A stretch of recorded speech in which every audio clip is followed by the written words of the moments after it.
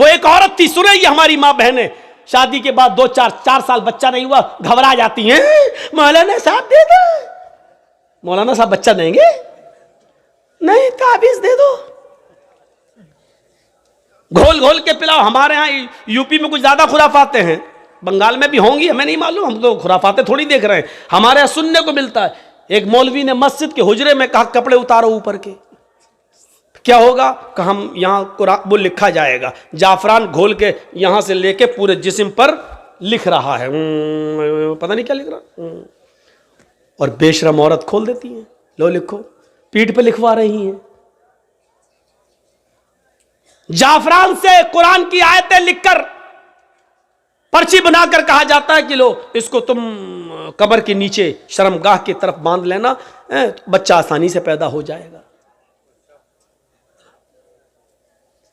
ये सब सूरतें हो रही हैं। मौलवी ना ताबीज दे सकता है ना पानी। मेरे भाइयों, अगर शरीयत की रोशनी से देखा जाए, शरई नुक्ते नजर से देखा जाए, तो अल्लाह की कसम पानी पढ़ कर दम करना, तेल वगैरह पे पढ़कर दम करना, इनका भी सबूत मिलता नहीं है। बहुत मौजरत के साथ मैं ये बात कह रहा हूं आपको, सही हदीस की रोशनी में अगर आप तलाश करना चाहें, इख्तिलाफ है, बहुत से उलमा ने कहा नहीं पानी पढ़ के दिया जा सकता है, लेकिन सही बात यह है कि पानी पढ़कर दम करना भी जायज़ नहीं है। कोई सरीह और सही हदीस मौजूद नहीं है। इसके बरखिलाफ वो हदीस मिलती है कि अल्लाह के नबी ने फरमाया कि खाने और पीने की चीज़ों पर फूंक मत मारो। आपने देखा है जब आप खाना खाने बैठते हैं तो क्या पढ़ते हैं? बिस्मिल्लाह, और खाना शुरू कर देते हैं। अगर फूंक से बरकत होती तो हदीस में हुक्म ये होता कि बिस्मिल्लाह पढ़ के पहले खाने में दम करो और फिर खाओ। ऐसे प्लेट उठाओ, बिस्मिल्लाह, अब खाओ। क्यों? फूंक में बरकत है ना, तो फिर फूंको फिर खाओ ना। लेकिन नहीं, आपने कहा बिस्मिल्लाह और खाना शुरू करिए। आप खाने के लिए बिस्मिल्लाह नहीं कर रहे हैं, बल्कि शुरू जो कर रहे हैं उस काम के लिए आप बिस्मिल्लाह कह रहे हैं, क्योंकि आप जो भी काम शुरू करेंगे तो अल्लाह के नाम से, खाना नहीं, जो भी आप काम कर रहे हैं अल्लाह के नाम से शुरू कीजिए। यह है, लिखना शुरू कर रहे हैं बिस्मिल्लाह, अब आप लिखिए। खाना शुरू कर रहे हैं तो बिस्मिल्लाह अर्रहमान अर्रहीम नहीं, बिस्मिल्लाह। जहां जितना सबूत है वहां उतना करना है हमें और आपको। अल्लाह ताला ने कहा है, अल्लाह के नबी ने फरमाया कि अल्लाह का नाम लो, तो अल्लाह का नाम बिस्मिल्लाह हो गया। अल्लाह के नबी ने यह नहीं कहा कि अल्लाह रहमान रहीम कहो, सिर्फ अल्लाह का नाम बिस्मिल्लाह, बिस्मिल्लाह कह लो, हो गया। और अगर हर बिस्मिल्लाह का मतलब बिस्मिल्लाह रहमान रहीम है तो फिर आप कुर्बानी करेंगे तो क्या कहेंगे जानवर पर? बिस्मिल्लाह रहमान रहीम अल्लाहु अकबर क्यों नहीं कहते हो? वहां पूरी बिस्मिल्लाह क्यों नहीं पढ़ते हो? नहीं पढ़ते हो, क्यों? वहां नहीं बताया। वहां क्या बताया? बिस्मिल्लाही वल्लाहु अकबर। दुनिया जानती है कि वहां रहमान रहीम पढ़ना अकल के खिलाफ है, क्योंकि वहां जानवर को ज़िबह किया जा रहा है। और वहां कोई कहेगा बिस्मिल्लाह रहमान रहीम तो आदमी कहेगा ये कहाँ रहम है? एक तरफ जानवर काट रहे हैं, दूसरी तरफ रहमान रहीम, बड़ा रहम करने वाला इंतहा रहमान है। तो मेरे भाइयों, इसलिए जितना हदीसों से साबित है उतना करो। ईमान का तकाजा यही है मेरे भाइयों। क्या कहा? फक्जी हजरत खौला को देखो, वो खौला बिनते सालबा, उनके पति ने उनसे एक बार गुस्से में कह दिया, अंते अलैया कज़ारे उम्मी, तू मुझ पर मेरी मां की तरह हराम, क्या आज के बाद हाथ नहीं लगाएंगे तुझे। क्या समझती है तू अपने आप को? हम लोगों में भी ऐसा हो जाता ना कभी कभी, बीवी बहुत नखले दिखाए, अम्मा बन रही मेरी, कभी गुस्सा हो गई, भक जैसे मेरी मां मुझ पर हराम तू भी हम हराम, भक नहीं छुएंगे तुझे आज के बाद। ये जुमले बहुत खतरनाक हैं, हम बोल देते हैं बड़ी आसानी से, लेकिन बहुत खतरनाक है। खौला बिनते सालबा के शौहर ने औस अपने सामित ने जब ये जुमले कह दिए कि अंते अलैया कज़ारे उम्मी, तू मुझ पर मेरी माँ की पीठ की तरह हराम हो चुकी है, बाद में बड़े पछताए तो खौला बिनते सालबा को अल्लाह के नबी के पास भेजा। ईमान देखिए, खौला बिनते सालबा अल्लाह के नबी के पास जाती और कहती अल्लाह के रसूल मेरे लिए रास्ता निकालो। अल्लाह के नबी ने कहा नहीं जाओ, अब तुम उनके ऊपर हराम हो चुकी हो। हैं? हराम कैसे? कहा जाओ, अब तुम उनसे नहीं मिल सकती हो। जैसे माँ की खिदमत की जाती है, अब वो तुम्हारी वैसे खिदमत करेंगे। वो बहस करने लगी, जिद करने लगी। अल्लाह के नबी ने कहा उठो, तुम्हारे लिए मेरे पास कोई रास्ता नहीं है। उसको घर से वापस कर दिया। खौला बिनते सालबा नबी के घर से बाहर निकली, ना उम्मीद, निराश, मायूस, लेकिन दरवाजे से निकलती है अल्लाह के रसूल के दरवाजे से लगा हुआ दरवाजा मस्जिद नबवी का है, मस्जिद नबवी का है। उसने मस्जिद नबवी की चौखट को देखा, चौखट को देखते ही चीख पड़ी, मोहम्मद तेरी चौखट बंद हो गई तो क्या हुआ, रब की चौखट तो खुली है। गौर करो ईमान की ताकत क्या है। ईमान किसे कहते हैं? वो नाउम्मीद नहीं हुई। आए मोहम्मद सल्लल्लाहु अलैहि वसल्लम, तेरे घर की चौखट बंद हो गई तो क्या हुआ, रब की चौखट तो खुली है। हदीस के अल्फाज हैं, वो औरत मस्जिद में दाखिल होती है, मां बहनों सुनो, और चूड़ियां खरीदने वाली हो सुनो, और मार्केटों में लिपस्टिक और क्रीम और पाउंड्स खरीदने वाली हो सुनो, ये तुम्हारी जैसी एक औरत है खौला बिन्त सालबा, नबी की चौखट से निकलती है तो मस्जिद में घुस जाती है, वुजू बनाती है, 2 रकात नमाज पढ़ती है, फिर अकेले अपने रब के सामने दोनों हाथ उठाकर ये दुआ करती है, इलाहुल आलमीन तेरे नबी की चौखट बंद हो गई तो क्या, तेरी तो खुली है। अल्लाह मेरे और मेरे शौहर के दरमियान कोई रास्ता निकाल, अल्लाह मेरे और मेरे पति के लिए कोई रास्ता बना दे। अल्लाह ने कहा जिब्रील क्या देख रहे हो, अगर मैंने अपनी बंदी के लिए रास्ता न निकाला तो कौन निकालेगा। जाओ और मेरे हबीब से, मेरे नबी के पास कुरान की आयतें लेकर और बता दो कि अल्लाह ने उस औरत के लिए और दुनिया के अंदर कयामत तक की तमाम औरतों के लिए रास्ता निकाल दिया है। जिब्राइल कुरान की आयतें लेके आए। अल्लाह की कसम खौला बिन्त सालबा भी मस्जिद के अंदर दुआ मांग रही है, अभी उसके आंसू गिर रहे हैं, अभी उसके हाथ नीचे नहीं हुए, अभी उसने दुआ मांगने के बाद अभी खत्म नहीं की, वो दुआओं में रवानी जारी है, वो दुआ पे दुआ मांगी जा रही है। और यहाँ जिब्रील ये आयतें लेके नाजिल होते हैं, कद समी अल्लाहु कौलल्लती तुजादिलुका फी ज़ौजिहा व तश्तकी इलल्लाह। अल्लाह ने उस औरत की बात को सुन लिया, अल्लाह ने उस लेडी की बात को सुन लिया, अल्लाह ने उस औरत की गुफ्तगू को सुन लिया जो आपसे बहस कर रही थी, तुजादिलुका फी ज़ौजिहा, जो आपसे बहस कर रही थी, जो आपसे डिबेट कर रही थी, जो आपसे लड़ रही थी अपने हस्बैंड के बारे में, वो तश्तकी इलल्लाह। और जब आपने उसको भगा दिया, हटा दिया, घर से बाहर कर दिया, तो वो अल्लाह से भी फरियाद कर रही, वह तश्तकी इलल्लाह, वो अल्लाह को भी पुकार रही, यानी दुआ कर रही है। अल्लाह ने उस औरत की बात को सुन लिया है। जाओ ऐ नबी उस औरत को बुलाओ, और उस एक औरत के लिए मैंने कयामत तक की सारी औरतों के लिए मसला बदल दिया है। कहो जो लोग अपनी बीवियों को अपनी मां की तरह कह लेते हैं, हराम कर लेते हैं, वो अपनी बीवी बना सकते हैं दोबारा, लेकिन दोबारा बीवी बनाने से पहले एक गुलाम आजाद करना पड़ेगा। एक गुलाम आजाद करने की ताकत ना हो तो 60 रोजे मुसलसल पे दर पे रखना पड़ेंगे, कंटिन्यू रेगुलर। और 60 रोजे भी रखने की ताकत ना हो तो 60 मिस्कीनों को खाना खिलाना पड़ेगा, 60 फकीरों को ये 3 में से कोई एक काम करना होगा तरतीब से। अगर गुलाम आजाद करने की ताकत हो तो पहले गुलाम, ये ना हो तो 60 रोजे रखने की ताकत ना हो तो 60 मिस्कीनों को, फकीरों को खाना खिलाएं, और फिर वो तुम्हारी बीवी। ये सजा के तौर पर, लेकिन रास्ता तो निकाला। पहले तो रास्ता ही नहीं था, लेकिन बाद में रास्ता तो निकाल दिया, कम से कम सजा मुतय्यन करके। और सजा इसलिए मुतय्यन किया ताकि हर वक्त हर आदमी अपनी बीवी को अपनी अम्मा की तरह हराम ना करता रहे अपने ऊपर, इसलिए ये सजा मुतय्यन कर दी। तो मेरे भाइयों, खौला बिन्ते सालबा का ईमान देखो, नबी की चौखट से बाहर तो कहती है नबी तेरी चौखट बंद हुई तो क्या, रब की चौखट तो खुली है। ये ईमान की ताकत होती है। यही खौला बिन्ते सालबा जब लाठी टेक कर चलने लगी, बहुत बूढ़ी हो गई, कमर सीधी नहीं होती थी, लाठी लेके चलती थी, तो एक दिन हजरत उमर फारूक घोड़े पर जा रहे थे। खौला बिन्ते सालबा ने कहा उमर घोड़े से नीचे उतर, मेरी बात सुन। हजरत उमर घोड़े से नीचे उतर गए और खौला बिन्ते सालबा के पास पहुंच गए पैदल, और नीचे झुककर कहते मां क्या कहती हो, सुनाया कुछ बात बोले ही। हजरत उमर फारूक वापस आए, लोगों ने कहा अमीरुल मोमिनीन, एक मामूली औरत के लिए आप घोड़े से उतर गए, एक मामूली औरत के लिए आप घोड़े से उतर गए, और उसके पास जाके झुककर उसके कान पे अपने कान लगा दिए उसके होठों से। आप कह सकते सकते थे मेरे दरबार में आ, एक मामूली औरत के लिए आप घोड़े से उतर गए। हजरत उमर फारूक रोते हुए कहते हैं नहीं, इसको मामूली औरत मत कहो, ये मामूली औरत नहीं है। जब नबी का दरवाजा बंद हो गया तो इस औरत की गुफ्तगू को अर्श वाले ने अर्श पे सुना है।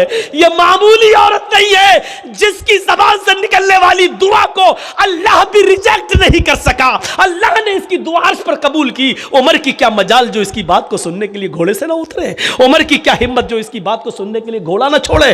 अरे जब अल्लाह ने इसकी बात को रिजेक्ट नहीं किया तो उमर इसकी बात को रिजेक्ट कैसे कर सकता है। जब सातवें आसमान के ऊपर अल्लाह ने इसकी बात को सुना तो उमर इसकी बात को कैसे मना कर सकता है, कैसे नहीं सुन सकता है। मेरे भाइयों, ये ईमान की ताकत थी, ईमान की ताकत। आए घरों की चौखटों पर भरोसा करने वालों, घरों में बनाई हुई ताक पर भरोसा करने वालों, अगरबत्तियां जलाकर बुजुर्गों की रूहों को अपने घरों में बुलाने वालों, जमीन की मिट्टी चूमने और चाटने वालों, तौहीद सीखो। बीवी ने कहा इला मन ततरुकुना, हमें किसके सुपुर्द करके जा रहे हो, हमें किसके हवाले करके जा रहे हो। आवाज आती है। यहां इब्राहिम ने अपनी बीवी के सवाल का, इस क्वेश्चन का जवाब, इसका आंसर दिया और इसको जरूरी समझा। इब्राहिम ने पीछे मुड़ के नहीं देखा, लेकिन अपनी बीवी के सवाल का कि मुझे किसके सुपुर्द करके जा रहे हो, मुझे किसके हवाले करके जा रहे हो, इसका जवाब दिया उंगली से इशारा करके इल्लल्लाह। आए मेरी बीवी, मैंने तुझे और तेरे बच्चे को, अपने बच्चे को इस्माइल को अल्लाह के सुपुर्द कर दिया है, अल्लाह के हवाले कर दिया है। अल्लाह के हुक्म से मैंने यहां छोड़ दिया है। अब अल्लाह जहां हुक्म देगा मैं जा रहा हूं। कब आओगे पता नहीं, एक दिन भी लग सकता है, एक हफ्ता भी लग सकता है, एक महीना भी लग सकता है, एक साल भी लग सकता है, 10 सालें भी लग सकती है, यह भी हो सकता है कि ना सकूं। कोई जवाब नहीं। किसके सुपुर्द? इसका जवाब दिया अल्लाह के। बस अब हाजरा मुस्कुरा देती है, जानती थी ईमान क्या है। देखिए, जो खौफ था कि शेर ना खा जाए, जो खौफ था इस जंगल में कोई आकर मेरी इज्जत व आबरू न लूट ले, जब हाजरा ने सुना, मेरे शौहर ने कहा अल्लाह के। ईमान देखिए, दामन छोड़ देती हैं, ताकत आ जाती है ईमान की हाजरा के अंदर। और क्या कहती हैं, अब आप जाइए, अब आप जाइए। इब्राहिम ने पीछे मुड़ के नहीं देखा, चले चले जा रहे। पीछे मुड़ के देखेंगे, बच्चा अंगूठा चूस रहा है, पैर हिला रहा है। कहीं बच्चे की मोहब्बत मेरे दिल में जोश ना मार जाए, कहीं हम फिर अपने बच्चे के पास लौट के ना आ जाए, कहीं अल्लाह के हुक्म की नाफरमानी ना हो जाए। पीछे मुड़ के नहीं देख रहे। ईमान कुर्बानियां मांगता है। तुम डीजे की कुर्बानी नहीं दे सकते हो। नाम है इकरामुद्दीन, नाम है तजम्मुल, नाम है तुफैल अहमद, नाम है मोहम्मद जर्जीस, नाम है मोहम्मद फला, मोहम्मद फला। पूछो कुर्बानी क्या दी है? कुछ नहीं, ली और है दूसरों की, दी तुझे। अब जाओ, छोड़ दिया। जब इब्राहिम 10 कदम आगे बढ़ गए, तब बीवी ने कहा आप मेरी फिक्र मत करना, इस बच्चे की फिक्र मत करना। आए इब्राहिम, अपने काम में मन लगाना। अल्लाह तुम्हें जिस काम के लिए भेज रहा है उस काम को दिलो जान से करना, मेरी फिक्र मत करना, मेरी तरफ दिमाग मत लगाना, इस बच्चे के बारे में मत सोचना। आए मेरे हस्बैंड, आपने मुझे अल्लाह के सुपुर्द कर दिया है, मैं आपसे वादा करती हूं, इज़न ला युज़ीउन अल्लाहु अबदा, अल्लाह अब हमको ज़ाये नहीं करेगा, अल्लाह अब हमको बर्बाद नहीं करेगा। क्या तवक्कुल था, क्या भरोसा था, क्या बिलीव था अल्लाह की ज़ात पर। अब आपको जहाँ जाना हो जाइए, अल्लाह अब हमको ज़ाये नहीं करेगा, अल्लाह हमको अब बर्बाद नहीं करेगा, अल्लाह हमको अब रुसवा नहीं होने देगा। अब आप अपना काम मन लगा के करना, अल्लाह का काम मन लगा के करना, उसमें कोताही मत होने देना। यहाँ हम संभाल लेंगे, हम देख लेंगे। एक बीवी ने अपने शौहर की ऐसे हिम्मत बनाई और उनके काम में ताउन किया और रुकावट नहीं बनी, दीन के लिए जाने दिया।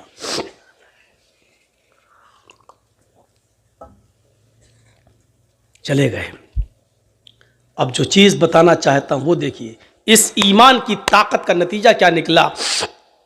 सत्तू खत्म हो गए, पानी खत्म हो गया। हाजरा कहती है मैं तो प्यासी रह जाऊंगी, बच्चा कैसे प्यासा रहेगा, पानी नहीं है। सोचती इस पहाड़ी के ऊपर चढ़कर देखूं, शायद पहाड़ी के नीचे कोई बस्ती, कोई कबीला रहता हो, पानी मिल जाए। अंदर पहाड़ी के ऊपर चढ़ जाती है। उस पहाड़ी का नाम है सफा। सफा से झांक कर देखती है, कुछ नहीं है, खाई पड़ी हुई है, गहरी खाई है।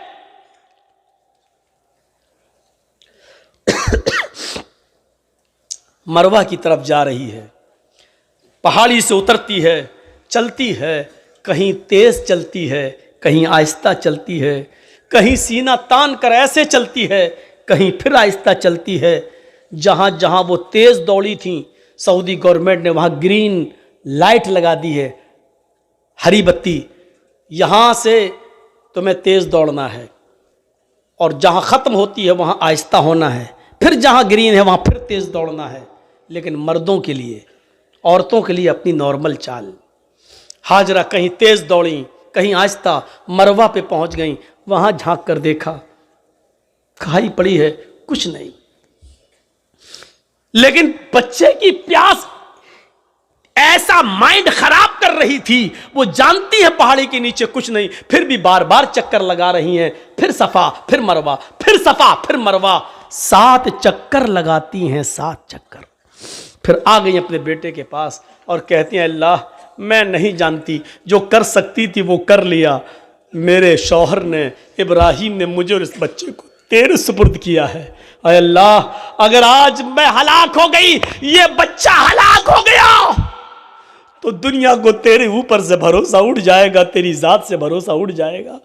अय अल्लाह, मेरा हस्बैंड, मेरा शौहर मुझे और इस बच्चे को तेरे सुपुर्द करके गया है। अल्लाह वालों के इम्तिहान होते हैं, यहां अल्लाह वालों से लोग मांगने चले जाते हैं। तसव्वुर करो आप, अल्लाह वाले ईमान की भट्टी में तप रहे हैं। यहां हम ईमान की भट्टी में तपना जानते ही नहीं है, उन तपे हुए लोगों के पास मदद के लिए पहुंच जाते हैं। ईमान वालों की जिंदगी हमें यह बताती है कि हमें उनके नक्शे कदम पर चलना है। हम उनके नक्शे कदम पर चलने के बजाय उन्हीं को सब कुछ समझ लेते हैं। मेरे प्यारे साथियों, यहीं से गलत फहमियां पैदा होती हैं, यहीं से गलत फहमियां पैदा होती हैं, यहीं से डाउट्स उठते हैं। आइए चलिए और देखिए मंजर। मेरे शौहर ने मुझे तेरे सुपुर्द और इस बच्चे को तेरे सुपुर्द किया है। अल्लाह, मेरा बेटा प्यासा है, इसके लिए पानी का इंतजाम कर।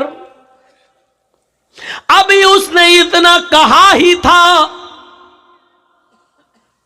मर्द तो मर्द छोड़ो मेरे भाइयों, अल्लाह ने औरतों की फरियाद भी सुनी है। अगर किसी औरत के अंदर ईमान की ताकत आ जाए तो अल्लाह उसकी फरियाद भी सुनता है। ईमान औरत के अंदर हाजरा की दुआ रंग लाई। अल्लाह ने कहा, जिब्रील क्या देख रहे हो, मेरी बंदी की अगर मैं मदद नहीं करूं, इस्माइल को अगर आज मैं पानी ना पिलाऊं, तो मेरे अलावा कौन है जो मेरी बंदी की फरियाद सुनेगा। जाओ, आए जिब्रील, जमीन पर जाओ, जहां मेरा बंदा इस्माइल अपनी एड़ियां रगड़ रहा है, जहां उसके पैरों की एड़ियां जमीन पर रगड़ खा रही हैं, उसी जगह पर तुम अपना पर मारो और मेरी कुदरत का करिश्मा देखो। जिब्रील ने उसी जगह पर मारा और पानी का चश्मा जारी हो गया, चश्मा फूट गया पानी का। हाजरा ने पानी देखा, पानी बह रहा है। हाजरा उसको अपने दामन में समेटने लगी। पानी जब थोड़ा हो तो समटे, वो तो बह रहा है, फिर समेटती हैं, फिर समेटती हैं। पानी बहने लगा और हाजरा अपनी अबरानी जबान में चीख चीख कर कहने लगी, पानी कहां जा रहा है, पानी कहां जा रहा है। फिर समेटती हैं, कहती जम जम जम जम।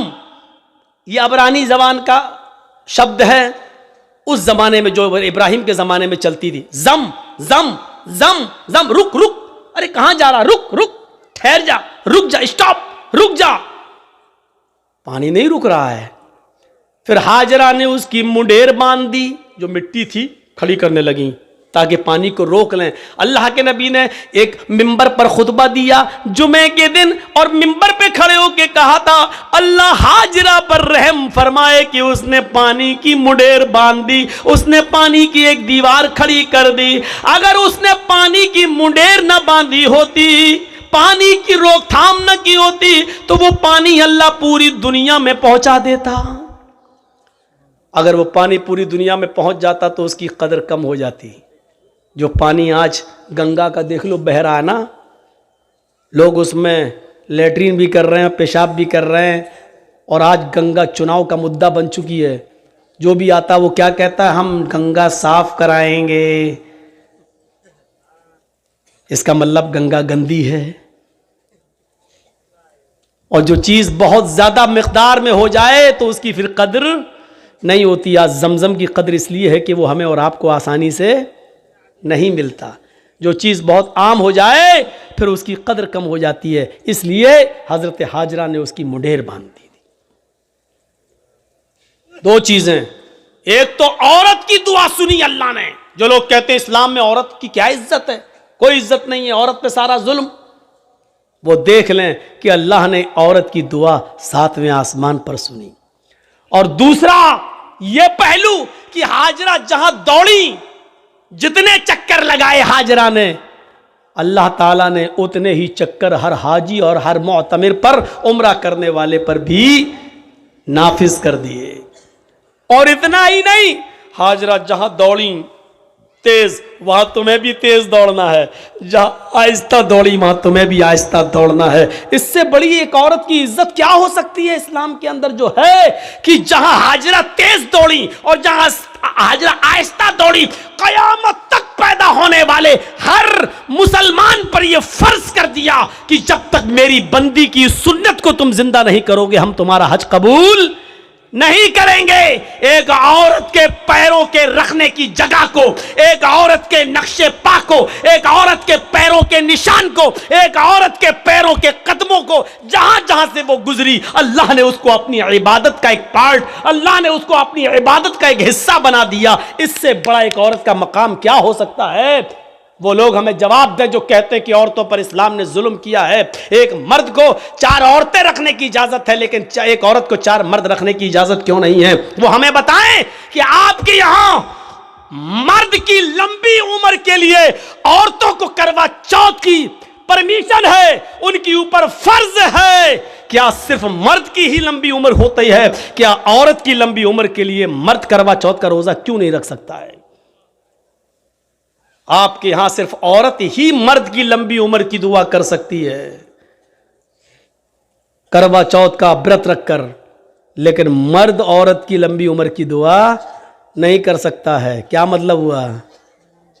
मर्द जिए 200 साल, औरत मर जाए 25 साल में। सवाल हमारे पास भी हैं, लेकिन नहीं कह सकते हैं। सही वक्त पर सही बात कहना चाहिए। कभी कभी सही बात सही वक्त पर नहीं कही जाती है। आप कहिए डरते हो, डरते नहीं हो, इसी का नाम मसलहत है। वरना आज ये जमाना है मेरे भाइयों कि आप सही भी बोलेंगे तो अंदर आप जाएंगे। मौलाना कलीमुद्दीन की जो गिरफ्तारी हुई है, क्या गुनाह था उनका? मुझे बताइए, क्या इस दुनिया के अंदर या इस मुल्क के अंदर क्या इस्लाम की दावत देना जुर्म है? क्या धर्म का प्रचार करना जुर्म है क्या? और क्या इस मुल्क के कानून में यह नहीं है कि कोई भी आदमी कोई भी मजहब कोई भी धर्म कबूल कर सकता है? जब हर आदमी को अपने मन के मुताबिक मजहब को कबूल करने की इजाजत है, तो आपने मौलाना कलीमुद्दीन को अरेस्ट क्यों किया? जब जितेंद्र नारायण त्यागी टीका लगा सकता है, हम मुसलमानों को उसके धर्म परिवर्तन पर कोई ऐतराज नहीं है, तो अगर कोई हिंदू मुसलमान हो रहा है तो आपको क्यों ऐतराज हो रहा है?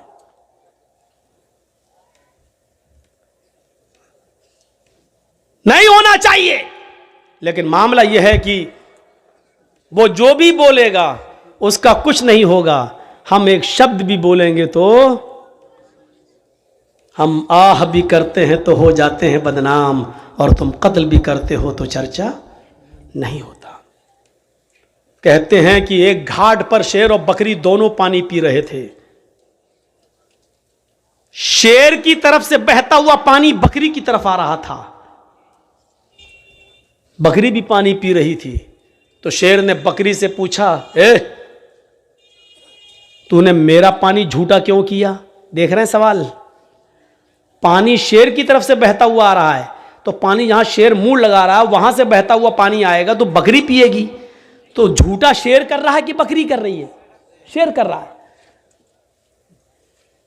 इस शेर को अगर आप समझ जाएं तो मेरी पूरी तकरीर समझ जाएंगे। माजरत के साथ मैं नाम नहीं लूंगा। पानी झूठा कौन कर रहा है? और पानी झूठा करने से मेरी मुराद है माहौल खराब कौन कर रहा है? शेर की तरफ से झूठा पानी आ रहा और उल्टा शेर ही कह रहा है मेरा पानी झूठा क्यों किया तूने? बकरी बोली, राजा हमारी क्या मजाल कि मैं आपका पानी झूठा करूंगा? पानी तो आपकी तरफ से बहता हुआ आ रहा था, मैं तो आपका झूठा पानी पी रही हूं। बकरी ने जवाब सही दिया। शेर ने कहा, अच्छा मुंह भी चलाती है मुझसे, जबान भी लड़ा रही है मुझसे। आया और मारा एक पंजा, वो गई खोपड़ी बकरी की और चीर के फाड़ के खा गया उसको। बिल्कुल यही हाल है इस वक्त इस शेर का और हम बकरियों का। मेरे भाइयों, शेर और बकरी को समझने की कोशिश करो, बहुत कुछ समझ जाओगे। और इसलिए मैं एक और मिसाल दूंगा आपको। बहुत ही होशियारी से और मसलहत से काम करने की जरूरत है। इस वक्त नारे लगाए जाएंगे, हमें भड़काया जाएगा, मुश्तइल किया जाएगा। जैसे दिल्ली में नारे लगे थे, देश के गद्दारों को गोली मारो। आगे का जुमला आपको, ये नारे लगाने वालों का कुछ नहीं होगा, क्योंकि ये नारे लगते ही हैं उस पावर के नशे में जो उनको मालूम है। फिर नारे लगाए जाएंगे। और हम आपके यहां ये तकरीर इसलिए कर रहे हैं क्योंकि इशारों में ये बात मेरी दूसरी जगह पहुंच जाएगी जहां माहौल है। मुश्तइल किया जाएगा और फिर हमारे ही लोगों में से किसी को उस नारों का जवाब देने के लिए पैदा किया जाएगा, ताकि एक तरफ ये रहे और दूसरी तरफ वो रहे, और इसका पूरा फायदा बहुसंख्यक लोगों को, ज्यादा तादाद में रहने वालों को मिल जाए। ये पूरी प्लानिंग हो चुकी है, पूरा गेम फिट है। इस वक्त अक्लमंद इंसान वो है जो खामोशी के साथ चुपके से निकल जाए और भड़काऊ और जहरीले नारों का जवाब वैसे न दे। वो हमारे मोहल्ले में आएंगे, कहेंगे जय श्री राम। अक्लमंदी यह है कि मुस्कुराकर हम निकल जाएं और उसके जवाब में यह ना कहें अल्लाहू अकबर। वो यही तो चाह रहे हैं कि हम ये कहें और हमारा जवाब इन जुमलों के जरिए दिया जाए। हर वक्त जवाब देना जरूरी नहीं होता। भी मैंने बताया इब्राहिम अलैहिस्सलाम ने हर वक्त अपनी बीवी तक का जवाब नहीं दिया।